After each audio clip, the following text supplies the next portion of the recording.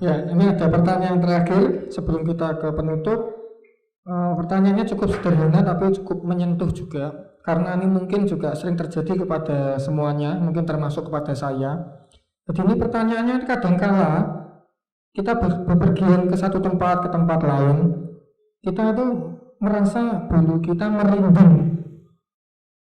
merinding itu apa disebabkan karena ada makhluk lain yang nempel di tubuh saya atau karena lewat atau apa merinding itu Pak Wawor? Merinding, Ya. merinding Ya. bulu kuduku Ya. gitu. Begini, sebelum kita masuk ke arah mistik, lihat dulu secara material. Bisa saja memang di tempat itu bikin orang merinding gara-gara ada zat-zat tertentu yang jelek di situ. Jadi saya berikan contoh cerita konyol aja, cuma dibuat-buat, make up story.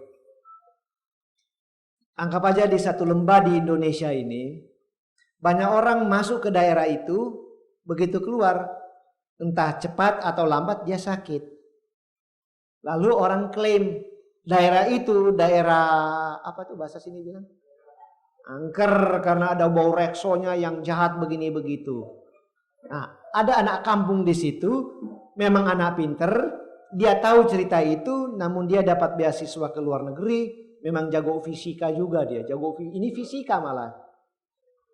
Begitu dia jadi sarjana dari luar negeri, dia tahu di dunia ini banyak tempat yang ada zat-zat radioaktif. Bisa aja ada radioaktif. Memang kalau masuk daerah itu orang kan sakit. Malah kalau wanita masuk daerah itu, keluar dari situ dia akan mandul. Laki-laki juga bisa mandul atau sakit tertentu karena kena radioaktif. Nah, banyak orang itu bodoh. Nah, ini si anak desa ini pulang-pulang dia punya perlengkapan. Dia ingat di kampungnya itu. Jadi dia pulang, dia bawa perlengkapan itu, satu waktu dia masuk ke daerah itu, bawa detektor-detektor dengan pakaian anti radioaktif. Begitu masuk, detektornya langsung ciut, ciut, ciut. Wah, ini ternyata daerah sini banyak zat-zat berbahaya. Nah, kita cek dulu itu. Kalau memang itu sudah dicek secara material, secara fisika kita cek memang tidak ada yang begitu-begitu, sudah deteksi tapi tenang-tenang, ya bisa saja memang ada makhluk tertentu. Sebab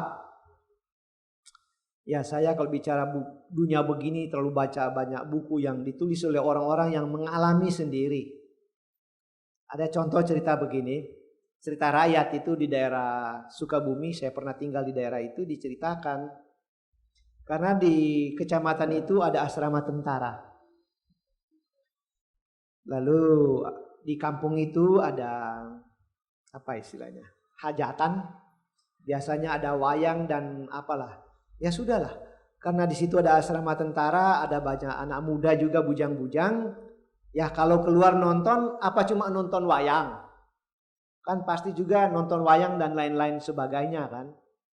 Nah begitu dia datang, dari jauh dia lihat ada nona yang menyendiri. Lama-lama dia datang dekat-dekati, lirik-lirik, wih cakep juga. Didekati si nona itu. Begitu didekati nampaknya kok baik juga si nona. Suka diajak ngomong-ngomong-ngomong. Lalu tahu-tahu si nona bilang ini sudah mau siang, saya pulang dulu. Neng, karena ini daerah Sunda, Neng mau diantar. Ya boleh Kang, nah sudah diantar. Nah sampai di rumahnya, masuk ke rumah, malah pacaran, seru. Baru malam itu ketemu sudah main silat. Wah luar biasa. Tapi jangan lupa ya di daerah Sunda juga ada lucu atau Pantura ini lucu. Hari itu kenal, hari itu pun kawin jadi kok. Cuma dalam jangka waktu 1-2 jam sudah kawin bisa. Soalnya di daerah Pantura ini apalagi daerah Indramayu ke sana. Banyak juga anak wanita, saya bilang wanita, anak wanita.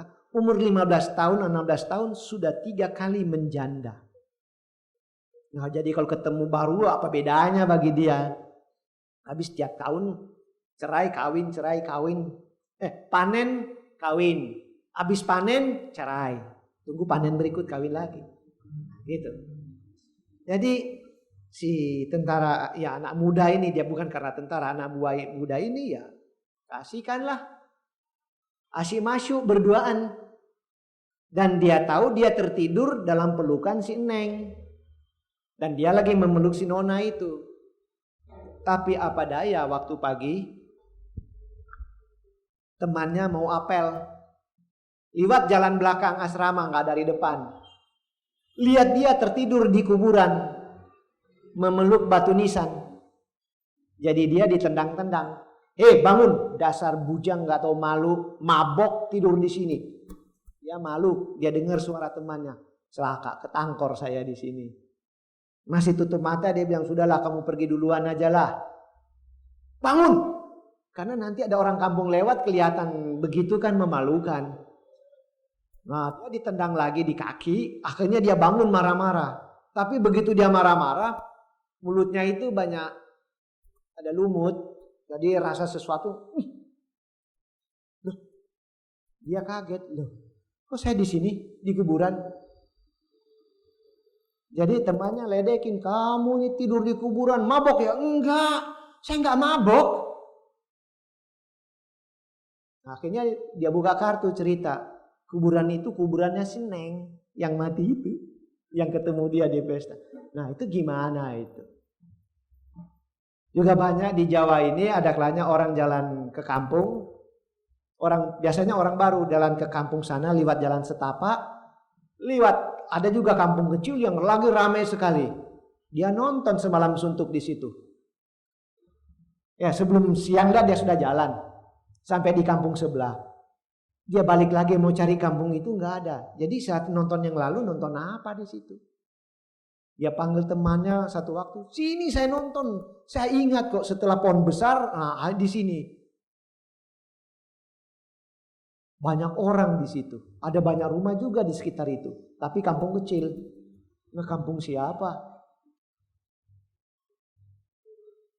Ada juga, nah ini cerita di Jerman.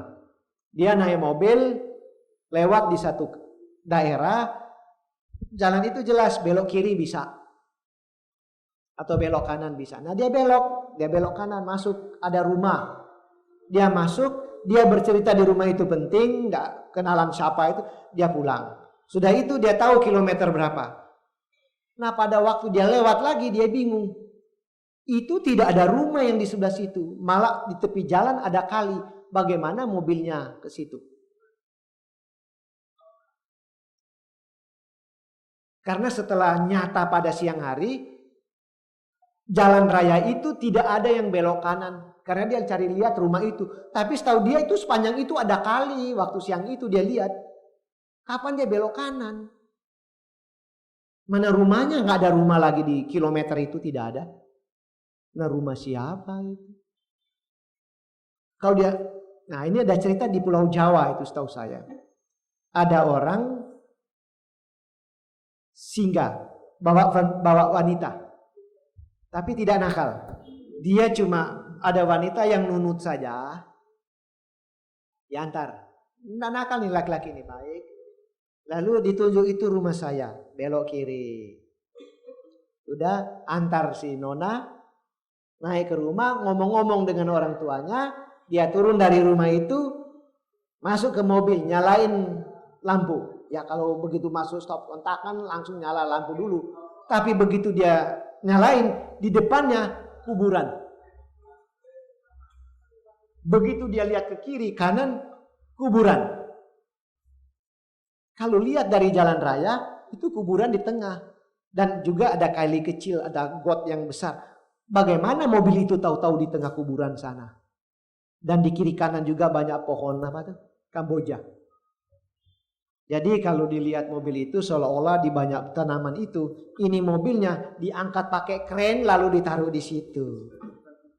Jadi untuk menyelamatkan atau mengeluarkan mobil itu, nah itu si sopir saya waktu itu yang cerita, dia ikut memotong itu pohon Kamboja supaya mobil itu bisa mundur, didorong.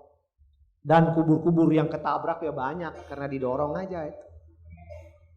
Tuh, siapa yang bawa ke situ? Jawabannya cuma pendek, merinding bulu kuduku. Jadi masih banyak di dunia ini yang kita tidak mengerti. Kalau dengan kemampuan biasa saja. Tapi kalau orang sudah punya abinya kemampuan batin itu, ya dia tahu. apa yang terjadi. Tapi kekuatan batin, bagaimana merubah batin orang supaya jadi baik. Dia pemarah menjadi pengasih. Wah, begitu. Dia itu pelit, dia bisa jadi dermawan. Itulah. Dia malas bisa jadi rajin. Itu yang paling bagus. Bukan bilang wah, aduh hebat ini dan seterusnya. Baiklah ibu bapak, saudara-saudari sedamah, demikian yang bisa saya sampaikan. Akhirnya selamat siang, Namo Buddhaya.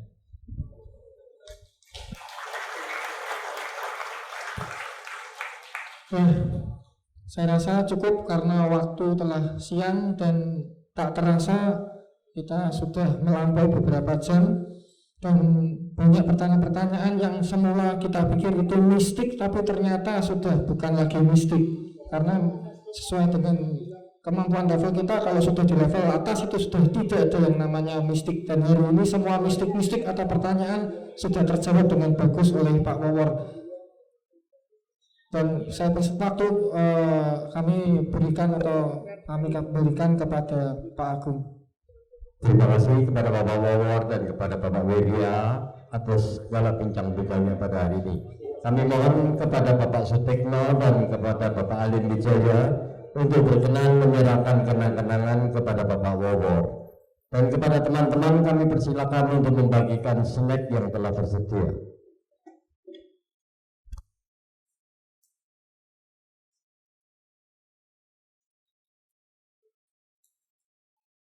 Terima kasih kepada Pak Wawor sekali lagi. Dan inilah kehadiran Pak Wawor yang selanjutnya. Bapak Ibu, demikianlah acara bincang-bincang dhamma pada hari ini.